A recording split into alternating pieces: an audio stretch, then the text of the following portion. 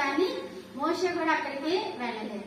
మోషే నువ్వైతే అక్కడికి రావు, నువ్వు ఇక్కడే ఇంకా నిర్గమం అయిపోతావు, కానీ యెహోషువ ఈ సైన్యాన్ని అక్కడికి నడిపిస్తాడు. అంటే మోషే బాధ్యతను దేవుడు ఎవరికి ఇచ్చాడండి?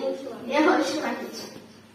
చాలా మంది ఉన్నారు కదా, చాలా మంది ఉన్నారు, కానీ యెహోషువకే దేవుడు ఎందుకు అప్పగించాడంటే కేవలం యెహోషువ దేవుని యందు భయము భక్తి కలిగిన వ్యక్తి.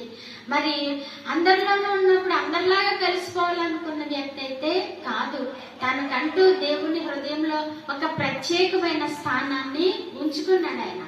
ఆయన దేవుడంటే భయపడాలి, దేవుడంటే భక్తి చూపించాలి, దేవునికి ఒక ప్రాధాన్యతనివ్వాలి, దేవుడు చెప్పినట్లుగా జీవించాలి అని అనుకున్నటువంటి వ్యక్తి కనుక అతని పైన దేవుడి దృష్టి పడింది.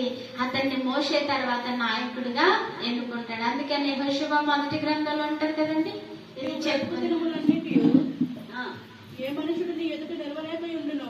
ఇంకా కొంచెం పయనించాలి. కాబట్టి నీవు లేచి నీవు నీ జనులందరినీ యోర్దాను నది దాటి నేను ఇశ్రాయేలుకి ఇచ్చుచున్న దేశమునకు వెళ్ళుడి. నేను మోషేతో చెప్పినట్టు మీరు అడుగు పెట్టి ప్రతి స్థలముకు మీకు ఇచ్చుచున్నాను.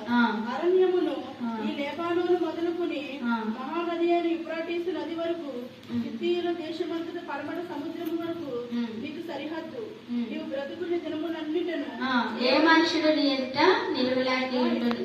దేవుడు యెహోషువతో చెప్తున్నాడు, నీవు బ్రతుకు దినములన్నిటను ఏ మనుషుడును నీ ఎదుట నిలువలేక ఉండును, నీకును తోడైందును, నిన్ను విడువను, నిన్ను ఎడబాయను, నిబ్బరము కలిగి ధైర్యంగా నుండుము. వారికి ఇచ్చేదనని నేను వారి పితరులతో ప్రమాణం చేసిన ఈ దేశమును నిశ్చయముగా నీవు ఈ ప్రజల స్వాధీనం చేసేదవు. అయితే నీవు నిబ్బరము కలిగి జాగ్రత్త పడి బహు ధైర్యముగా నుండి నా సేవకుడైన మోషే నీకు ఆజ్ఞాపించిన ధర్మశాస్త్రం అంతటి చెప్పిన చేయవలను. నీవు నడుచు ప్రతి మార్గమున చక్కగా ప్రవర్తించినట్లు నీవు దాని నుండి కుడికి గాని ఎడముకి గాని తొలగకూడదు.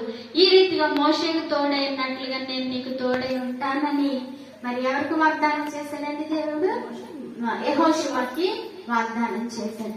మనము కూడా నమ్మకంగా ఉన్నట్లయితే దేవుడు మనకి తోడై ఉంటాడు. మనల్ని ఎక్కడికి నడిపిస్తాడంటే ఆ పరమ కానాను మరి పరలోక పట్టణానికి నడిపిస్తాడు. మనము నమ్మకంగా ఉన్నట్లయితే మనము అనేకులని ఆ యొక్క పట్టణానికి పరలోక పట్టణానికి నడిపించేటువంటి యోధులుగా మనల్ని చేస్తాడు. మనం ఎలా ఉండాలి అని అంటే నిబ్బరం కలిగి ఉండాలి, ధైర్యం కలిగి ఉండాలి, దేవుడు అంటే భయము భక్తి కలిగి ఉండాలి, ఆయన పూర్ణ హృదయంతో వెంబడించాలి. మనం పాపులతో కలవడానికి వీలు లేదు. మనకంటే ఒక